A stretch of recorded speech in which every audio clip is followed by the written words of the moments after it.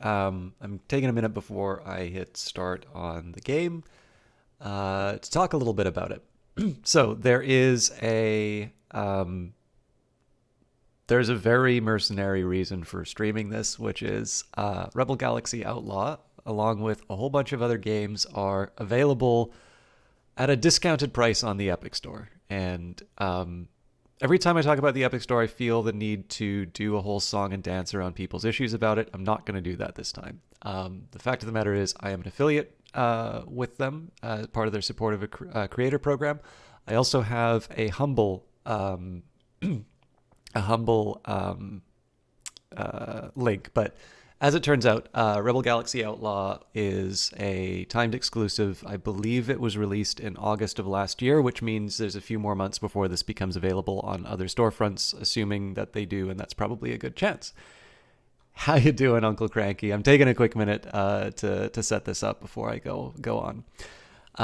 But it's about $20 right now. One of the big sort of worries I have about the deal on this is that I know there's going to be a group of people who look at it and say only 25% off. I'll wait until later, and you can totally do that. But I took a look beside it, and I'm like, what's the game that's available beside it? Tom Clancy's Ghost Recon Breakpoint for 1979. I'm like, yeah, I'm buying Rebel Galaxy Outlaw. And this game is great.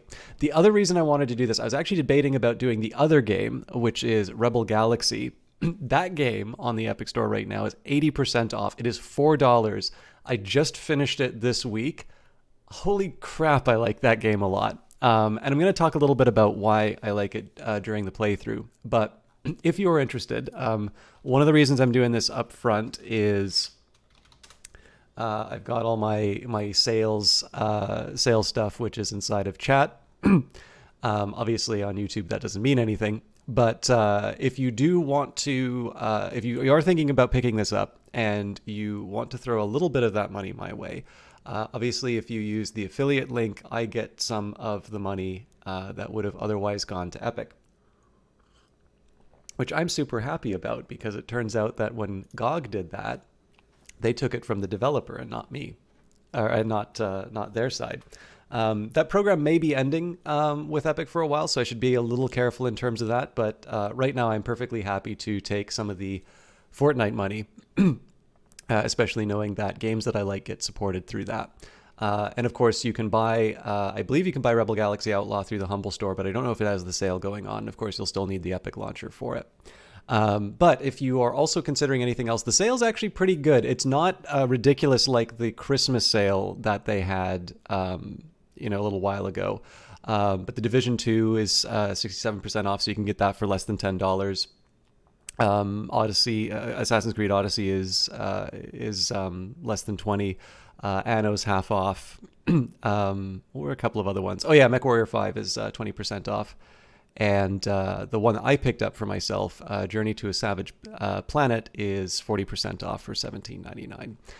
So there's some pretty good stuff on there. And again, if you use the creator code, it's actually gotten a little tricky to see them depending on how your browser works. But if you click on a game that you want to buy, and when you're in the checkout, at the part where it shows you the breakdown of the costs and that, if you don't see it, scroll down. There is a support a creator bar below it. And even if you didn't use one of my affiliate links, you can type in the name System Chalk, and I will be credited with that sale. So that's if you aren't interested in Rebel Galaxy, but you want to pick up something on the Epic sale. Again, that drives a bit of revenue towards the site and keeps me doing this stuff. And again, if you don't wind up buying anything, that's fine too. But this is a way that I basically collect a little money off of things that presumably you folks are doing already. On top of that, this week's free games, which will be going away tomorrow, and Sherlock Holmes Crimes and Punishments will be taking its place. Drawful 2, Gone Home, and Hob are up. And I particularly wanted to single out a couple of these. Drawful 2 is a Jackbox game, so I think that probably goes without, doesn't really require any elaboration. I really enjoyed Gone Home. Gone Home was sort of one of these games that everybody was talking about walking simulators over, but I actually thought it was a really engaging story. But Hob is particularly interesting because Hob is made in the Ogre engine, which Rebel Galaxy and Rebel Galaxy Outlaw were made. And I don't understand it completely well, but it seems to be one of these open source projects that really punches above its weight. It's not like Unity or Godot. There's still stuff that you need to do to get it working, but I thought that was really interesting that Hob was available on the week that I was doing Rebel Galaxy Outlaw, and it was actually one of the reasons why I decided to play it. Last thing before I get started, if you're a streamer, this game has a stream-friendly music only option. So in this case, you're not going to get tagged for you're not going to get tagged for copyright if you hit that button. But it is very loud, and I love it for being loud. But I'm going to have to rely on some of you to talk about the game-to-voice ratio. So please let me know if I'm getting drowned out. But I actually want this game to be loud because it's awesome. All right. Well, this is off to a good start.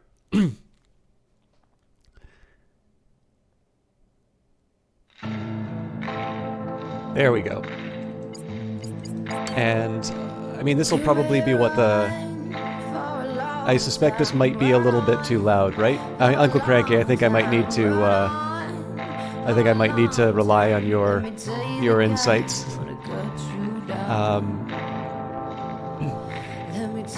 I'll take a minute just to talk over this while the credits run by to see if I can get some ideas. Rebel Galaxy was made by one of them was a former Diablo developer, and I can't remember the other game that. Let me see if I can find it online really quick. Anyways, it was a two-person studio. I believe it's 5 now, and then of course there's lots of hired help for this. And from what I understand, these games have their origins in a game called Freelancer. Now, I've never played it, but it's sort of one of these things that kind of lives in the shadow of Wing Commander. I think Chris Roberts was attached to it at some point, but didn't deliver it or was like left in the end. And one of the things that really works for me about Rebel Galaxy and then Rebel Galaxy Outlaw is that they have a number of the features that I sort of think I would like about Elite Dangerous, but they don't have all of the complications that make Elite Dangerous really difficult for me to get into sometimes. I'm gonna guess that Uncle Cranky is not able to hear me, but if any of you are in chat and don't mind saying something in chat, I'm partly talking about this to figure out whether or not the game-to-voice volume is off. I feel like I need to decrease the volume a little bit, but I always keep hearing that the game is too quiet. Anyways, so this game gives you a fairly high degree of freedom. Rebel Galaxy did this a lot. Rebel Galaxy was focused a lot on capital ships. And what I kind of like is it's a little bit like when you have the movie Alien, and you have this ship, and it's basically full of truckers. It's not like The Right Stuff. It's a bunch of people who are like, hey, there's intelligent life in the universe. And it's like, yeah, but how much more are we getting paid to go and look for this intelligent life? In the case of... this is a really tough call. I'm gonna plow ahead, but I have a feeling I'm getting drowned out, and I'm a little worried. Actually, there's one other thing I can do.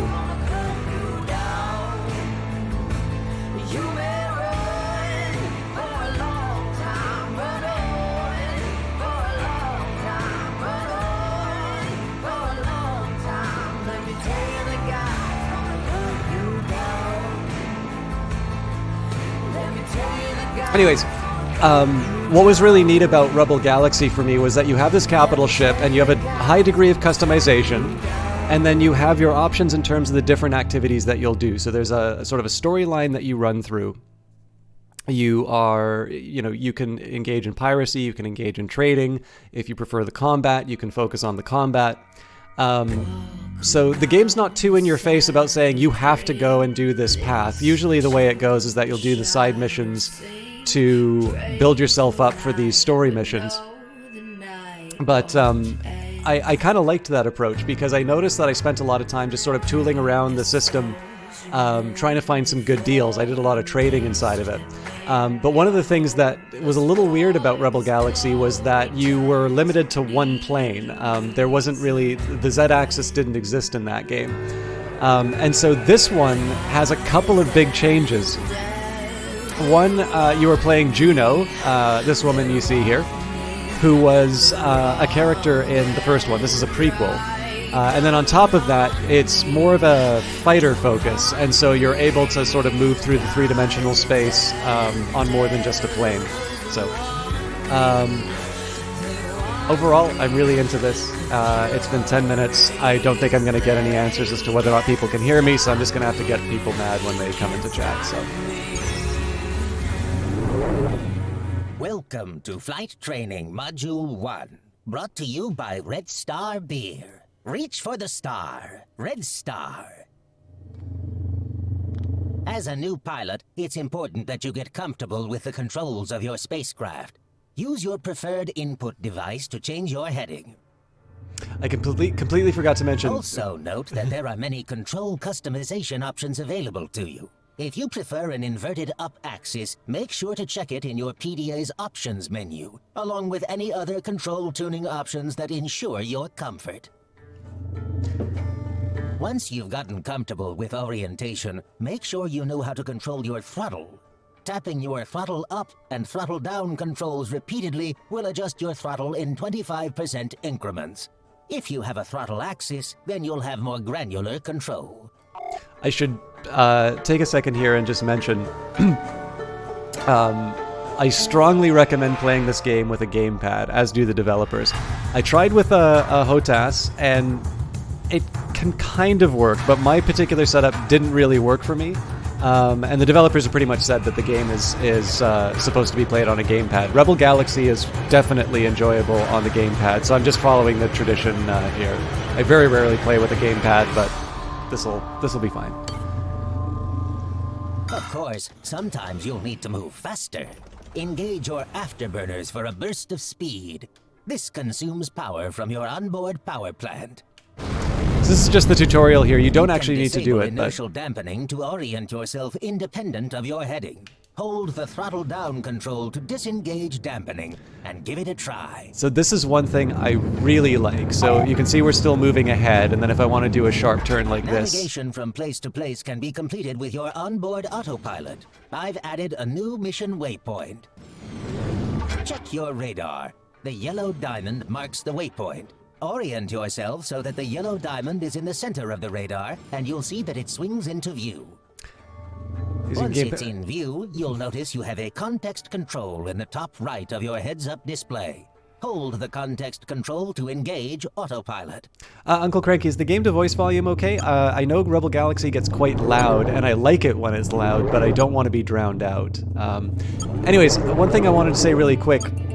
This is one great example of something that I like in Rebel Galaxy compared to some of the other space sims, and I like all of them. Like I've actually finally gotten into Elite Dangerous, but one great thing about Rebel Galaxy is it cuts out a lot of the more tedious parts. So in this case here, you have autopilot to just move to the next area. You get a nice little cutscene. You don't actually need to worry about traversing space most of the time. It's fine at the moment. Great, thank you. Ah, here we are. Excellent. Let's go over some of the targeting features of your craft. A small drone is in the vicinity. It should be visible on your radar as a blue dot. However, we can also identify mission-important targets with the scanner. Press the command menu button and a radial command menu should appear. Blinking there on the left is the scanner control. Select it from the radial menu. Already done. You should now see a blue icon at the location of the drone. You can perform a scan at any time, which is useful for identifying mission-important targets or ships that you can't easily see. You can lock the drone as a target. When it is visible as the highlighted object on your screen, tap the Lock Target button to lock it. Tapping again will unlock it as a target. When locked, you will be able to track the object no matter where it is. This brings us to an important feature of your craft, the auto-pursuit function. With the object targeted, it doesn't have to be locked, but that helps. Hold the auto-pursuit control. Okay, this thing is an absolute lifesaver, and this is what allows me to play the game on with a gamepad. So you hold the left trigger when a target is locked. I believe it's right mouse button if you try keyboard and mouse to engage in auto pursuit. While held, you will automatically turn to follow the target, and your throttle will adjust. So you don't wind up in these like jousting tournaments anymore where like the two ships just kind of fly past each other after firing a few shots, and then you spend the time like wrangling around, or if you need to do something like maintain your distance and whatnot. You can obviously try and do that manually, and there's some options in the game that will remove some of these automatic features for you. But the thing that's great about this is it also doesn't reduce it to just hold down this button and then hit fire. You actually need to refine your movement to be able to fire the shots effectively. So the thing that's great about this one is that it's a little bit like the autopilot feature.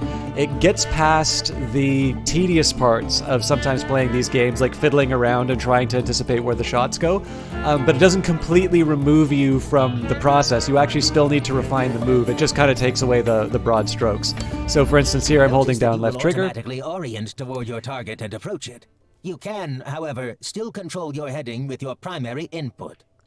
So as you can see, also note that you can use your afterburners to approach more quickly. I'm locked on it here. I'm going to activate the drone now. It's time for a little weapons test. I don't have time for this. Using auto pursuit and your primary weapons control, destroy the drone. As you pursue, take note of the white cross that appears in front of the target. This is your weapon's lead reticle and the location you should aim at to land a shot. If the cross does not appear, then you are out of weapons range. Nothing left but dust. Excellent. The craft is destroyed. Let's complicate things a bit. 3 drones are now entering the area. Their weapons are disabled. Wonderful, Isaacson. Thank you. Sorry to drag you Hostile from. craft Obviously, inbound. you're doing something important, so I didn't want to pull you away. This is just a tutorial, but Open your command menu I was and struggling select to find out if it targeting was mode all from right. the top of the radial menu. This paused mode allows you to select targets at your leisure and to take stock of the battlefield. What have we got here? I don't think that's the one they wanted me to Destroy do. all of the drones. So if you don't like the idea, I will admit it took me a little bit getting used to holding the left bumper to target something. So if you don't like this mode, you can actually see the battlefield as it is right now. I've actually gotten used to.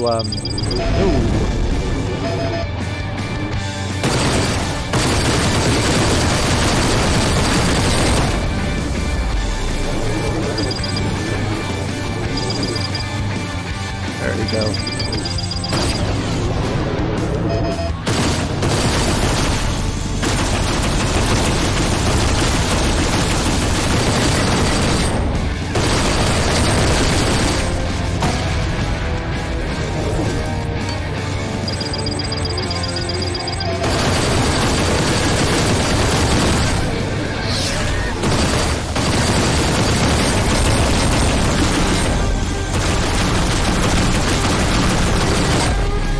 Excellent work. So yeah, Let's up the stakes. that probably 3 more drones are doesn't approaching. require a lot of Their elaboration, weapons but are live. the combination of Hostile craft oop. inbound. Try using your secondary weapon to destroy them when you have missile lock.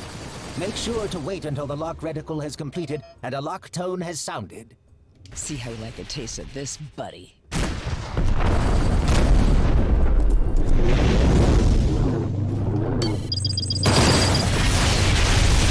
I think I didn't get the lock. Alright, so my shields are down somewhere. Where are you? Oh, there we go. This is not gonna go your way. Excellent work again. Now, for those of you who don't Looks like we're in the clear. the old flight This sim concludes perspective, Flight training module 1. you also Red get Star beer reminds you to fly safe out there. a nice third-person view. So that's basically what we're dealing with. And like I said, so the 2 big changes that I think are really cool about Outlaw. First of all, I think this is a great-looking game, and I love the attitude through things like the music, the characters you meet. We're going to see a whole bunch of things in different space stations and whatnot. But the other thing that I kind of like is that where in the original game, you were you're kind of this faceless individual who was a relative of Juno that you see here. Juno is a character. You play Juno, and there's kind of a whole story and motivation for what she's doing. So in addition to adding kind of this deeper world that you'll be working in, you kind of have a character with their individual motivations and how you're still making decisions about how you approach them, but you sort of have a more well-drawn character who's interesting. Before I go further, let me just take a quick minute here. I'm going to try and tab out to let you know about the lovely Eyes of Sin. Come on. Huh.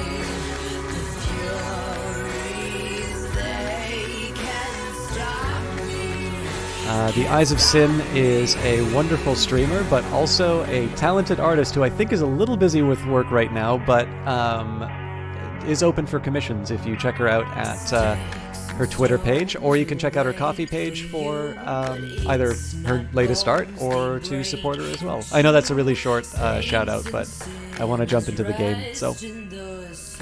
Alright, so we were talking about the different modes. So in this case, All Assist, Generous Starting Equipment, Veteran, All Assist, Limited Starting Equipment. Oh, this might be interesting, actually. Flight Assistance, No Aim Assistance, and First Person View only. So I'm kind of curious if the No Aim Assistance is they get rid of that white dot for you. And then there's Old School, which is basically for... So chances are, if you were around when the first Wing Commander came out, you'll like this mode. I think I'm actually going to try Veteran mode. This will probably wind up hurting me. But let's give it a shot. And I really like this introductory movie. So obviously with the flight training and everything else, I was kind of delaying the start, but we're ready to go in. If you missed it, that's your problem. And here's Rebel Galaxy Outlaw. I hope you're as excited about it as I am by the end of this.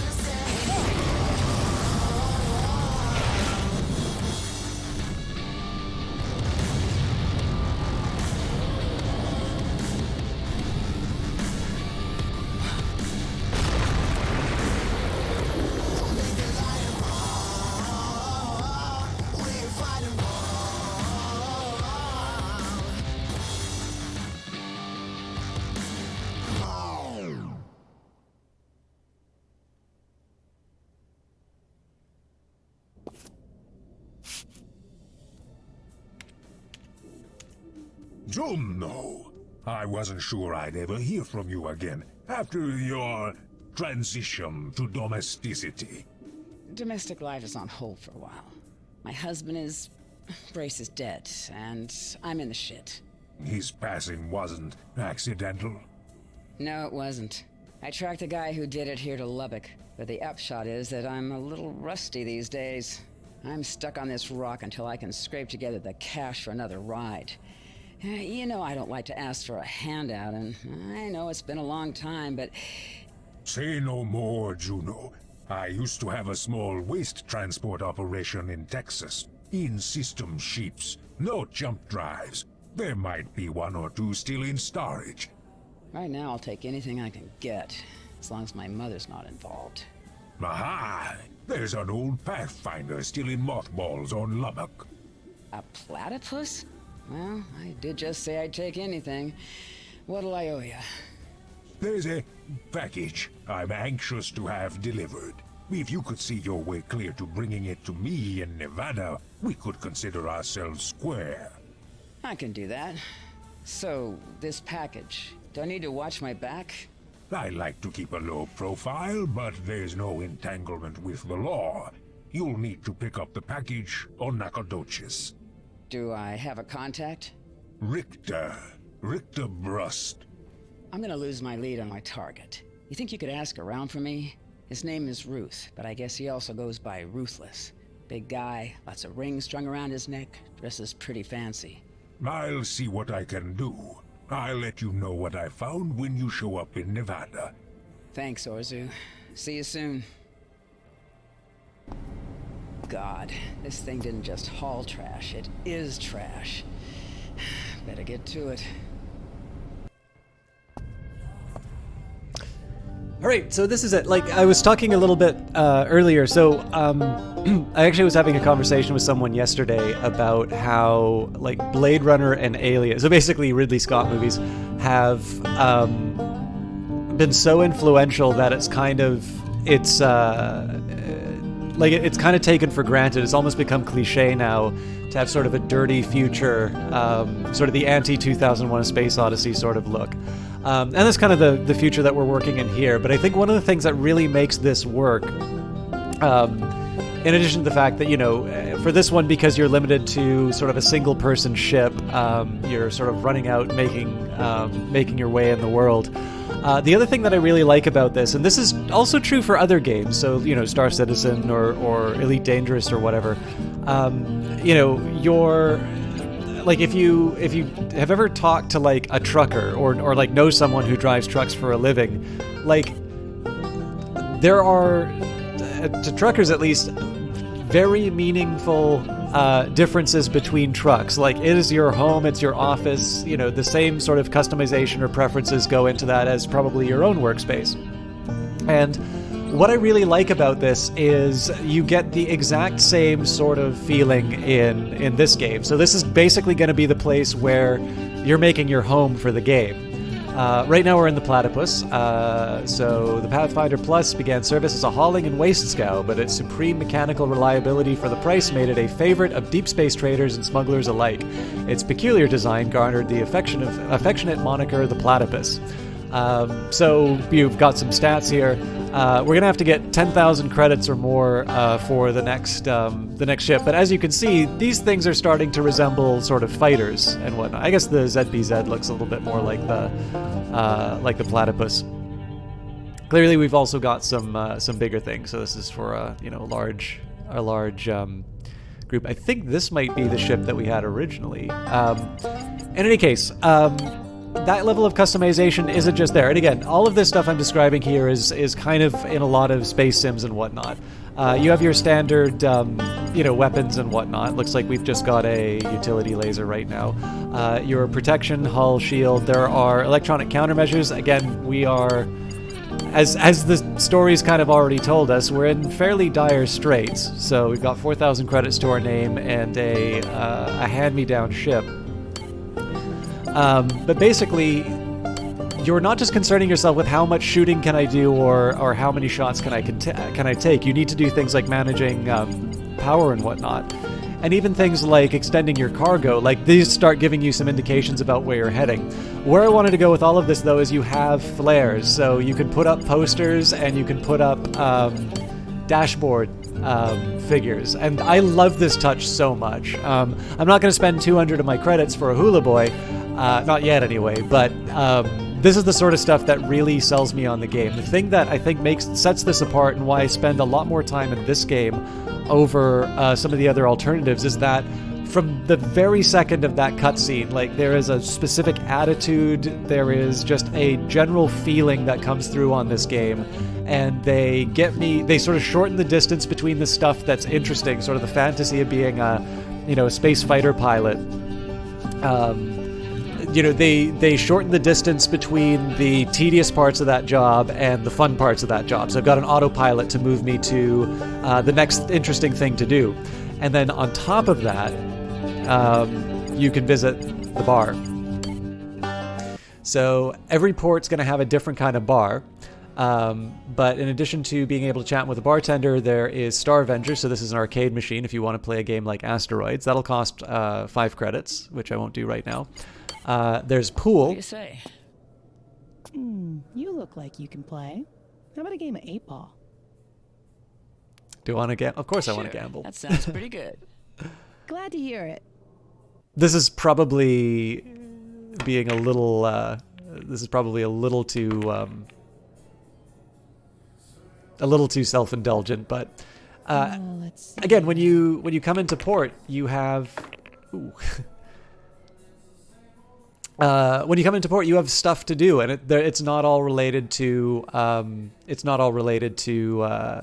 flying spaceships and whatnot. So, all right, I'll try and get this done pretty quickly. I'm not a particularly good pool player, but I should be able to see this through. This is a particularly grim situation I find myself in, though. This will be a miracle if I pull it off. You can also adjust, so if you want, you can sort of lean up on the table. I do find that this moves a bit slowly, but let's see if we can. Yeah, I don't see this working, but let's give it a shot. Yeah, it's close. Damn it.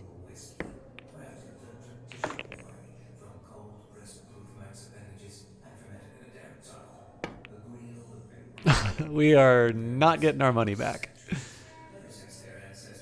Okay, then.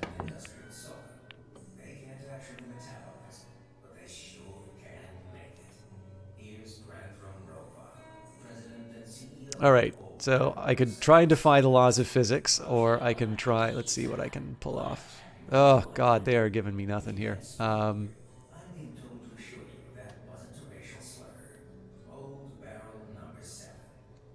I don't think I'm going to be able to pull this off, but let's do.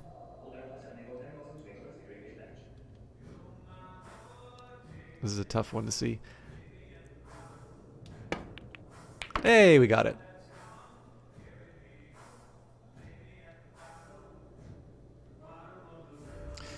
Okay. Watch, I'm going to blow it on this purple. Oop. So if I hold down the left. All right.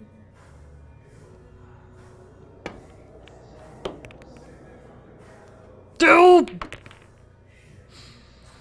Hell yeah.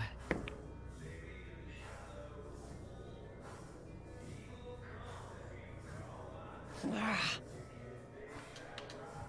right.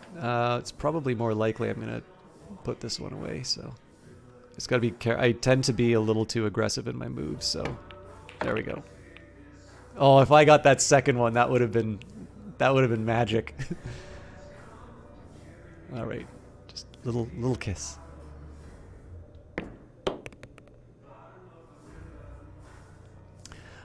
This is the sort of stuff I really like.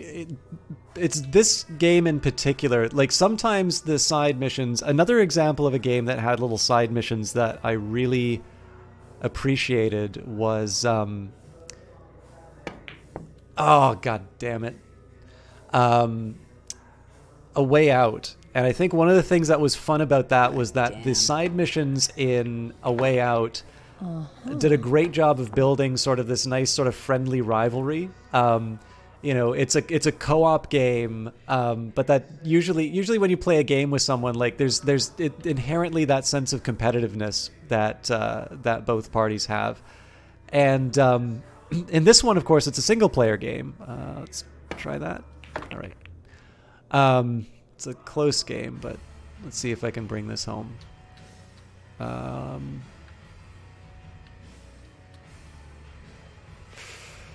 This is really optimistic, but well, can't blame me for trying. But yeah, in that game, you're sort of able to get some of the competitive impulses dealt with, and then of course the way that the game winds up, you're in a the dynamic changes very, very quickly, and there's no need for those co-ops anymore. This one here, it seems to do a couple of things for me that I really like. One, it sort of gives you this feeling of a deeper world. So Rebel Galaxy was great on its own. Oof, I don't think I'm going to be able to pull this off.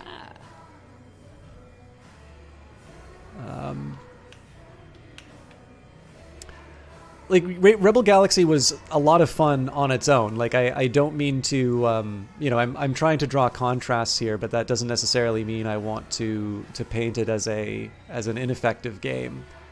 I don't think this is gonna work, but oh god damn it! I'm pretty sure I just lost. Ah, come on. Okay. Oh, I'm not winning this. Ah, come on. Oh well, that got a lot closer than it would. Better luck next time. Well, guess that's the way it goes. Now, one time I went into this, I don't know if this was a different. Pretty quiet around here. I'm not going to do another round. Hey, how about a game? Nah. Well, maybe some other time. We will come back and beat this woman at some point, but I don't want to. I don't want to wind up completely broke in the first. I have what? Okay. But yeah. Anyways, it's just one of these things that's kind of neat. Like, if you think of it as like, okay, I'm playing a badass, space trucker. I go into port and I go to the bar and like I get into a fight, or I play pool, or I do any of this stuff. And it's I don't know, like I love this stuff a lot. It makes the world bigger, and the thing is, like, maybe I just don't want to be shooting spaceships for a while. Maybe I want to let loose. The game gives me a thing to be to relax. So let's talk to the bartender. Hello there. What's on your mind? Just passing through.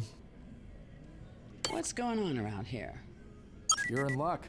A miner came in a week or so ago, talking up something worth a look out at these coordinates. Could be interesting. Thanks. Oh, hey, you're still here, Isaacson.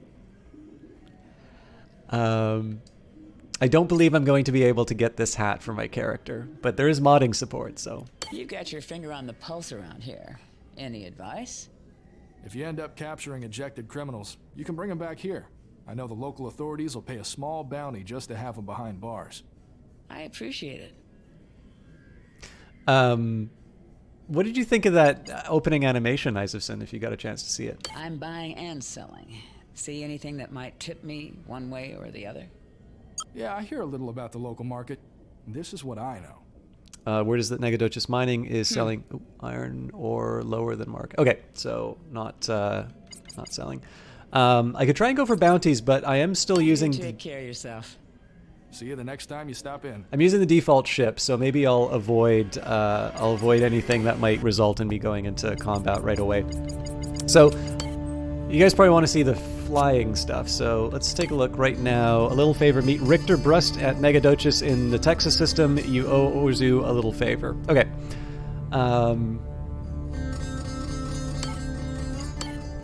I'm still gonna see if I can, especially if I can wind up doing something that's on its way to Negadochus. That would be good. Okay, so 4 units must be moved to Amarillo mining base right here in the system. Hydroshock manufacturing believes the route to be safe. Okay, that's a pretty straightforward one. Texas authorities request aid in eliminating pirates operating near Amarillo mining base. Well, I mean, that's on our way.